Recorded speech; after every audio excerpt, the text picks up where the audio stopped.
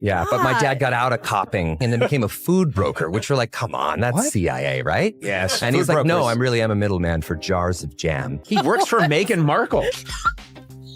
Really tiny jams, harvestable jam made from the oils of Montecito. Said, let us have an end to this debate about what makes a good man at B1. There you go. You can use that. Good knowledge. You can use that. That's the part. That's the part we're editing out of this interview. Boy, right there. All right. Very similar to this experience. Unlike what? That's right. You carry on. You were doing great. You were doing great. No, you're doing great. I think Harry's a Conan O'Brien just torched Meghan Markle's jam venture without even trying. The punchline was so simple, it practically wrote itself. Meghan has been positioning herself like the next lifestyle queen with her polished American Riviera orchard brand. And Conan sliced through that image with one quick line. It was sharp, it was clean, and it landed hard. But that wasn't even the wildest part. He's been taking playful swings at Meghan and Prince Harry ever since their headline-making Oprah interview era, and the jokes have not been gentle. Zero hesitation, zero tiptoeing. Conan doesn't play the sympathy card, and this wasn't something a PR team could easily spin into a misunderstood moment. It was straight comedy, and the crowd loved it. Then came the wax figure segment. Conan dedicated time to poking fun at Meghan and Harry's statues at Madame Tussauds, and he did not ease up. He joked about how they were displayed, how they looked, and how the public reacts to them. It was awkward, exaggerated, and absolutely relentless in that late-night comedy way. And just when you thought it couldn't get more uncomfortable, he introduced a bit involving a museum worker casually storing the figures in the back. The visual alone had people cringing and laughing at the same time. But the moment that really made viewers raise their eyebrows was when he created a fictional character interacting with the wax figures in a way that was clearly meant to shock. It wasn't graphic, but it was edgy enough that people instantly knew this joke would stick. Comedy like that doesn't fade fast. It plants an image in the audience's mind. twat. Like, my life was so hard. Everybody's fucking life is hard. Yeah, you were true. the prince of a goddamn country who dressed up as a fucking Nazi, and now you're trying to come back as the Pope? Suck it.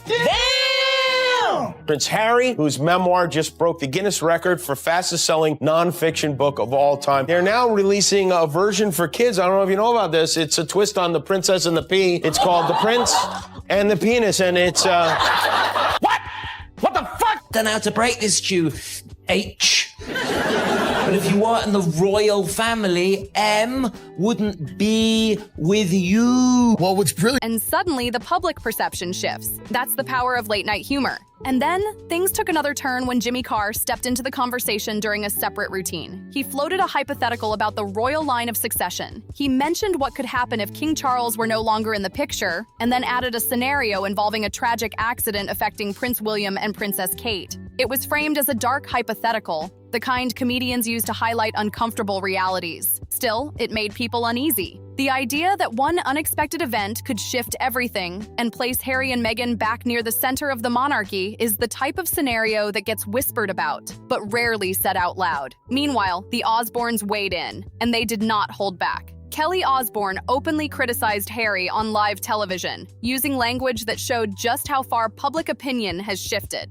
The fact that a member of a legendary entertainment family felt that comfortable speaking so bluntly about a prince says a lot about how the dynamic has changed. Respect used to come automatically with the title. Now, it feels like everything is up for commentary. Kelly's core argument hit where it hurts. She suggested that major platforms gave Meghan and Harry every opportunity to succeed. Massive production deals, top-tier teams, global exposure, all the resources most creators could only dream about. About what she's doing is she knows people want to spend money, and spending money makes them feel like they're getting something that's better, even though it might not necessarily be true. You're goddamn right. You can tell when you watch the show, she thinks just we're all animals and we're all just kind of pigs in the mud, and that she's helping us with jam and honey. No more following Granny's rules. You sure about that? If I want to play polo in my living room, who's going to stop me? Stop that. Right away, Megs. I said Meghan Markle is, of course, a lifelong feminist, which she's demonstrated by marrying a prince and giving up her job.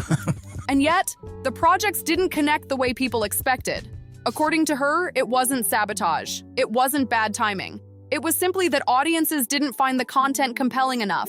That's a harsh critique, but it's one that's being repeated more and more in media circles. Then Sharon Osbourne jumped in. And when Sharon speaks, people listen. She challenged Meghan's portrayal of certain royal experiences, particularly how meeting the Queen was described publicly. Sharon suggested that Meghan's storytelling felt exaggerated and overly dramatic. To her, it came off less like a heartfelt reflection and more like a theatrical retelling that rubbed traditionalists the wrong way. And she didn't sugarcoat that opinion. All of this combined paints a bigger picture. Late-night hosts are joking, comedians are pushing edgy hypotheticals, TV personalities are openly criticizing their projects. The tone has shifted from curiosity and support to sarcasm and skepticism. Whether you see it as unfair piling on or simply the natural cycle of public life, one thing is clear. Meghan and Harry are no longer untouchable in the world of entertainment commentary. And when comedians sense that shift, they lean in hard. For years now, so-called body language experts have pointed at Harry and Meghan's constant hand-holding and non-stop affection in public. They say secure couples don't need to prove anything every second. When it looks overly staged, it starts to feel like a performance instead of something natural. Decided to re-air all the same advertisements that they had aired here in America, but they adjusted the ads slightly for British audiences. I thought that was strange. Take a look. Ancestry.com for the British royal family. Find out which second cousin you're accidentally dating. Oreo biscuits. There's a black and white marriage we can all agree on. I thought the Oreo ad was unnecessary. That was... You have generously offered to keep the wax figures of Harry and Meghan safe. Yeah, that's correct. And if I may, I would just like to say that I'm definitely not using the wax figures for sex stuff. What? The cameras turn on, the hands lock together, and suddenly it feels less like romance and more like branding. What makes it even more surprising is that Harry grew up watching intense media coverage tear apart his parents' marriage. He saw what happens when private struggles become global headlines. He understands how relentless that spotlight can be. And yet now, instead of running from that cycle, he seems to be participating in it, sharing personal details in interviews, documentaries, and projects that keep the spotlight burning bright. Here's the uncomfortable reality people whisper about, but rarely say directly. Their public profile and business ventures are closely tied to the royal narrative. Whether it's interviews, streaming deals, or public appearances, the connection to the monarchy keeps them relevant. If public interest in royal drama fades, their brand risks losing a major source of attention. That ongoing tension keeps the story alive. And when the story stays alive, so does the market value. It's a tough dynamic to ignore. Then there's the long-term picture. One day, their children will grow up and search their family history online. They'll see headlines, they'll see interviews, they'll see relatives they barely know. That's a heavy legacy to unpack. Explaining family distance to a child isn't simple, especially when much of it played out publicly. It raises complicated questions about choices, boundaries, and consequences. The constant rebranding has also raised eyebrows. First, it was stepping away from royal duties, then it was big Hollywood production deals, then podcasts. In a loving home, and I treat them better than the museum ever did. They didn't appreciate Meghan's soft hands or Harry's supple lips. They are in a loving home, Conan, and I treat them better than the museum ever did. They didn't appreciate Meghan's soft hands or Harry's supple lips.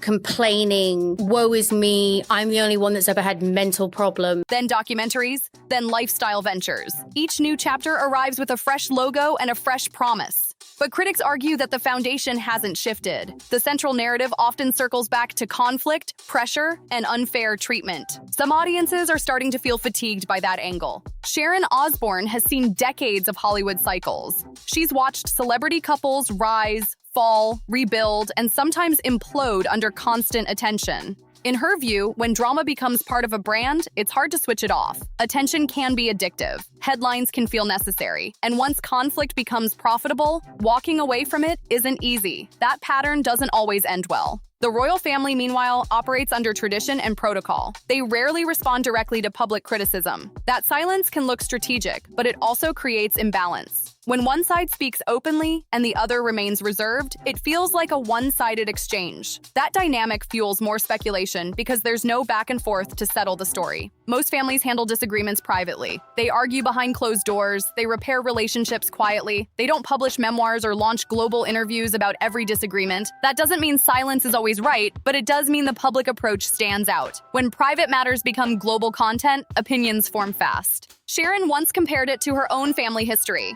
She had serious issues with her father, including financial disputes and deep personal hurt. Yet over time, she chose reconciliation when it mattered most. That perspective shaped her criticism. To her, family fractures should be measured against the scale of the conflict. The contract, you had podcasts, you have all of this, and you didn't deliver because you... There's nothing to deliver. Yeah, because you don't have it. And that's okay. And I think they do have a right to privacy, but that doesn't seem to me what they're looking at. The thing she said about medieval times, her lunch with the Queen was like medieval times, which, as you know, is a Disney-type entertainment place for kids. And it's just so horribly disrespectful and just a wine fest. Critics point out that Meghan's father sold staged photos and gave interviews before the wedding. Those actions caused embarrassment and strain. But compared to more severe family betrayals seen elsewhere in Hollywood, some argue the fallout felt extreme. Cutting contact entirely and limiting access to grandchildren is viewed by some as a disproportionate response. Others defend it as setting firm boundaries. That divide keeps the debate alive.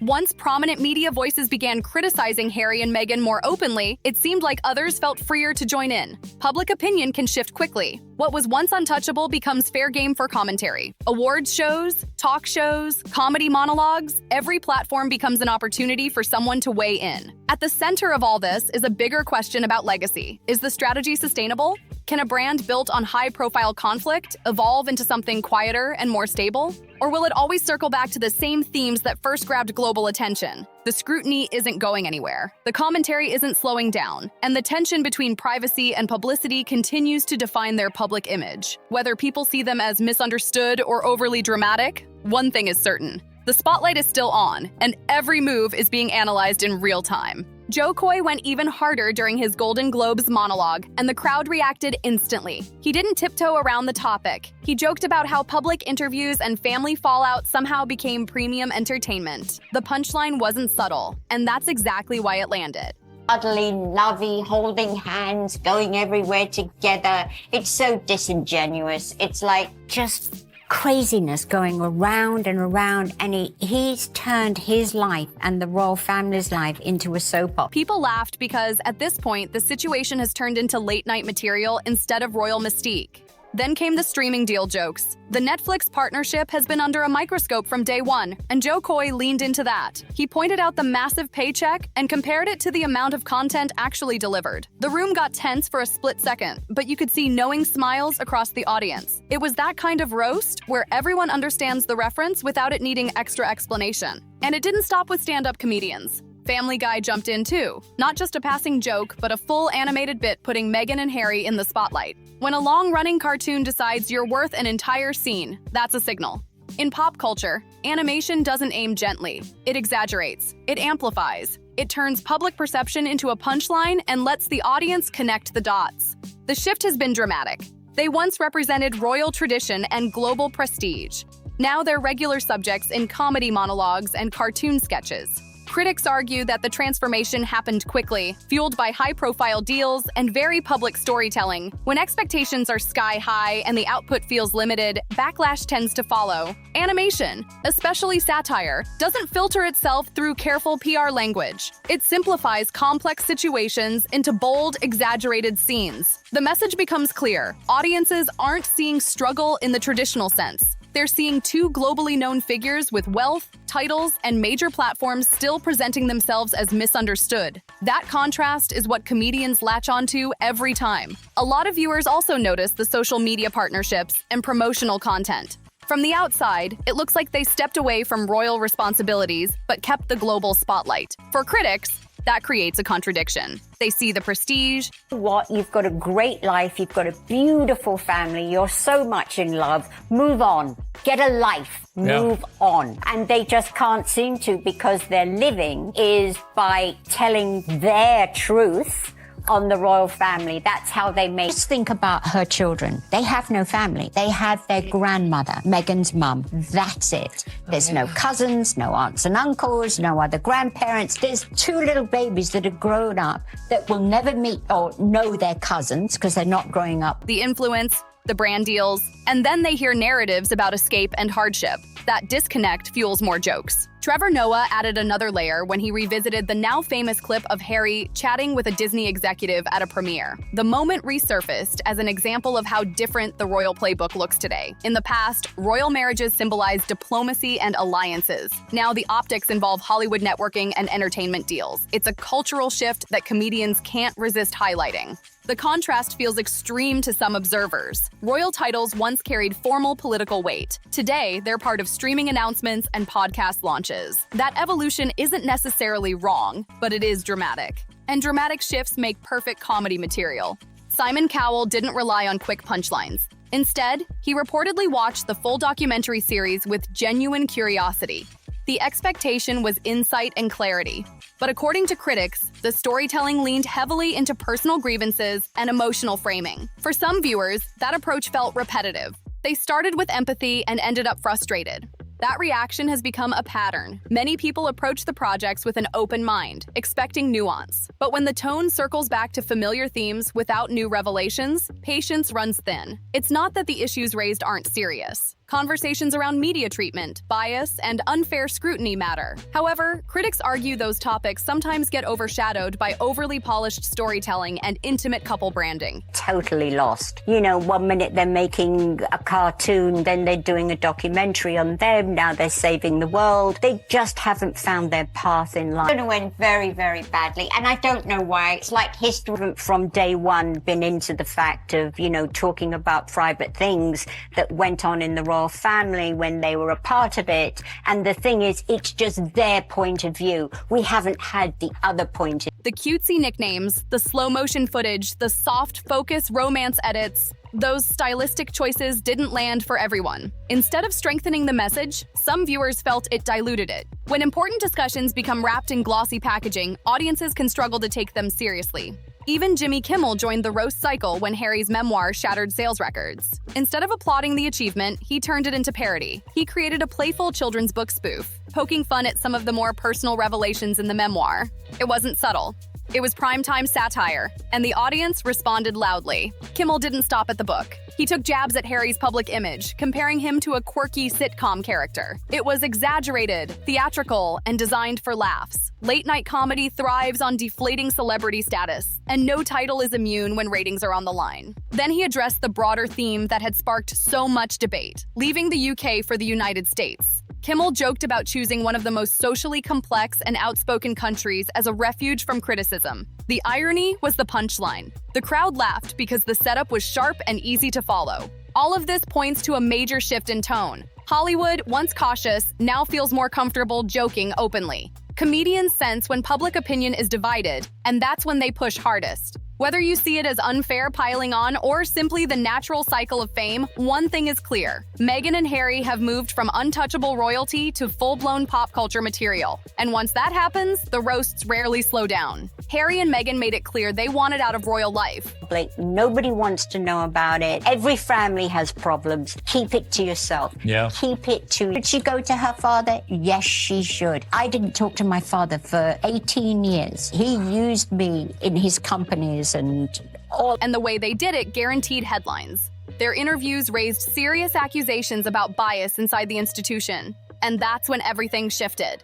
Jimmy Kimmel cracked the door with a few jokes, and suddenly more voices in Hollywood stopped tiptoeing around the topic. Then Bill Maher stepped in, and his commentary hit hard. When Bill Maher weighs in, he doesn't sugarcoat. He questioned the consistency in their public messaging. He pointed out the contrast between asking for privacy while doing frequent interviews. He highlighted the tension between claiming financial strain and living in a multi-million-dollar home. For him, it wasn't just irony. He framed it as a pattern that audiences could clearly see. Maher's critique centered on what he saw as mixed signals, wanting space from the spotlight while signing major media deals, speaking about stepping back while staying highly visible. He argued that viewers aren't blind to contradictions. When celebrities present one narrative but live another, people notice. And once people notice, comedians amplify it. He also expanded the conversation beyond just Harry and Meghan. Maher suggested it reflects a broader cultural trend, where public figures frame personal struggles in grand, dramatic language. In his view, vulnerability can be powerful, but when overused, it starts to feel performative. That generational angle stung because it shifted the focus from individual choices to a wider cultural pattern. For critics, the frustration isn't just about two celebrities. It's about privilege and perception. Harry and Meghan are globally known, financially secure, and still positioned as underdogs in their own storytelling. Some viewers struggle to reconcile that image. When everyday families face rising costs and real hardships, watching wealthy public figures talk about feeling trapped can feel disconnected from reality. The turning point came because my father got me in the crap. But the situation is when he was diagnosed with Alzheimer's, I went to him and took care of him because he's mine. Turns out Prince Harry and Meghan Markle will still get paid millions of dollars for doing absolutely nothing. And that's just by Netflix. When even commentators who typically align with progressive causes began questioning the narrative. When someone like Bill Maher publicly challenges you, it signals that support isn't automatic. It means the conversation has grown more complex than simple loyalty. Comedian Godfrey approached the topic from a different angle. He questioned how certain comments about race were interpreted and amplified. He argued that not every awkward question is automatically malicious. In his view, context matters. That perspective sparked debate because it challenged one of the central themes of Harry and Meghan's story. Godfrey suggested that curiosity about a mixed-race royal child within a historically traditional monarchy could stem from unfamiliarity rather than hostility. That interpretation doesn't erase the possibility of bias, but it reframes the conversation. And reframing sensitive topics in comedy always generates reaction. He also mocked Meghan's recent interview appearances, including her conversation with Jamie Kern-Lima. In that interview, Meghan described balancing projects, family life, and public scrutiny. Critics saw the polished imagery, the carefully curated schedule, and the continued use of her Duchess title as contradictions. To them, it felt like holding onto the prestige while criticizing the system that granted it. That tension fuels much of the satire. The royal title remains in headlines. The lifestyle branding continues. The interviews keep coming, yet the narrative still circles back to stepping away. Comedians latch onto that loop because repetition is comedy gold. Outside of televised roasts, public appearances have also drawn scrutiny. A simple visit to a yoga studio became a social media event. Photos circulated, comment sections lit up. Netflix for no one knows what. Put it with the rest of them. Babe, time to do our daily $250,000 sponsored Instagram post for Del Taco. I shouldn't have left the made-up novel. Harry really did that. At a movie premiere last year, he asked the CEO of Disney to hook his wife up with voiceover. What might have been a quiet workout turned into another debate about visibility and intention. Critics argue that even low-key outings seem to generate publicity, whether intentional or not. The perception that every move is part of a larger image strategy adds to the skepticism. When audiences believe someone is constantly performing, authenticity becomes harder to prove. That's not necessarily fair, but it's the environment they operate in. Even John Oliver, who usually handles royal topics with measured humor, weighed in. His commentary suggested deep skepticism about whether meaningful change would come from continued public storytelling. When Oliver jokes, it's layered with analysis. His tone implied that the cycle of interviews and grievances may not lead to resolution. British satire show Spitting Image joined the pile-on as well. The program has spent decades exaggerating politicians and celebrities with over-the-top puppets. When they caricatured Harry and Meghan, it signaled that the debate had fully crossed into mainstream satire territory in the UK. At this point, the conversation isn't just about leaving royal duties. It's about image management, media strategy, and public trust. Supporters see them as brave for speaking out. Critics see them as inconsistent. Comedians see material that writes itself. The reality is that once public figures become regular punchlines, it's difficult to regain untouchable status. The mystique fades, the aura shifts, and every new project faces harsher scrutiny than the last. Whether history views them as reformers or cautionary tales remains to be seen. But right now, in the world of comedy and commentary, Harry and Meghan are firmly planted in the spotlight. And that spotlight isn't going dim anytime soon. That one observation cuts straight through the image. It's like, my wife actually does a pretty good Timon. You should hear her. Come on, baby, do the thing. Hakuna Matata, do the thing. You H. But if you weren't in the royal family, M wouldn't be with you. They keep powerful media allies close enough to look influential, while also staying visible enough to dominate headlines. Every appearance, every project, every interview feels strategic.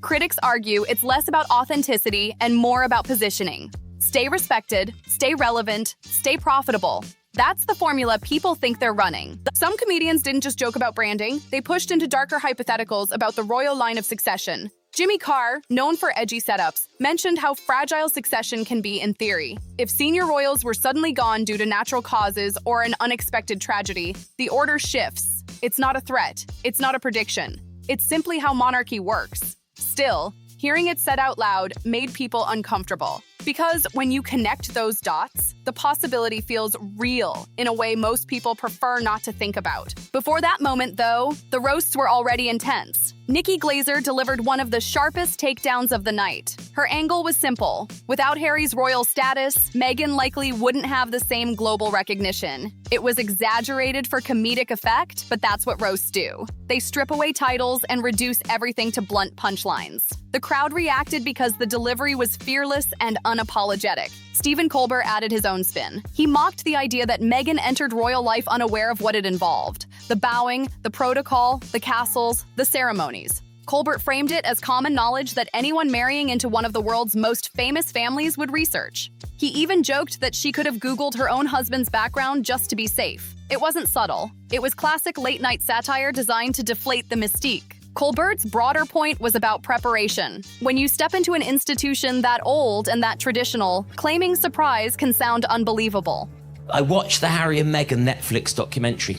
Now, I'll be honest with you, before I watched it, I was not a fan of theirs. But now I've actually heard their side of the story. They started off and they're making interesting points about racism and misogyny. Then they start calling each other H and M. And I just thought, oh, for their own security. They were not happy about that. Yeah, they were very worried about their safety, which I get that aspect of things after 6 episodes. Comedy thrives on those contradictions. If the public senses even a hint of selective memory, the jokes write themselves. Then Tim Dillon came in with his signature no-filter style. He compared Meghan to a high-drama reality star who simply upgraded platforms. His argument was that the setting changed from cable television to global streaming, but the pattern of public conflict stayed the same. Again, exaggerated for effect, but the message was clear. Critics believe the drama never stopped, it just scaled up. The commentary didn't stop there. Some critics even revisited Harry's military service, questioning how it shaped his image. It's important to be clear. Harry's service has been publicly recognized and respected by many. However, in the world of comedy, nothing is sacred. Some comedians framed it as part of a broader narrative about public perception and branding. That doesn't erase the seriousness of service, but it shows how far satire will go when public figures become recurring targets. At this stage, the tone of the jokes has shifted. It's not about haircuts or awkward speeches anymore. It's about credibility. It's about whether the public believes the messaging. Critics argue that asking for privacy while releasing memoirs and documentaries feels inconsistent. Supporters argue they have the right to tell their story on their terms. That divide fuels every punchline. And then comes the succession hypothetical again. In a constitutional monarchy, the line of succession is structured and automatic. If senior heirs are unavailable for any reason, the next in line steps forward. That's not drama, that's protocol.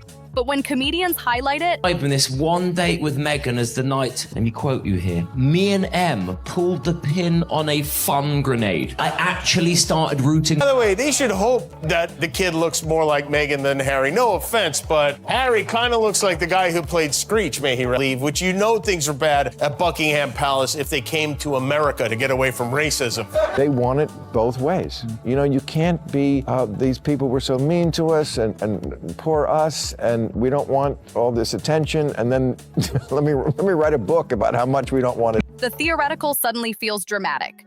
People imagine scenarios they'd rather not dwell on, and the humor turns uneasy. The reason those jokes land is because Harry and Meghan are still officially within that line. Titles matter. Even if they've stepped back from royal duties, the structure remains. That reality adds weight to the satire. It turns casual mockery into something that feels bigger than celebrity gossip. Still, it's important to separate comedy from certainty. Satire exaggerates flaws. It amplifies doubts. It thrives on public frustration. That doesn't automatically make every criticism truth. It just means the cultural mood has shifted enough for open roasting to feel acceptable. Right now, Meghan and Harry exist in a strange space. They're not fully inside royal life, yet not fully detached from it.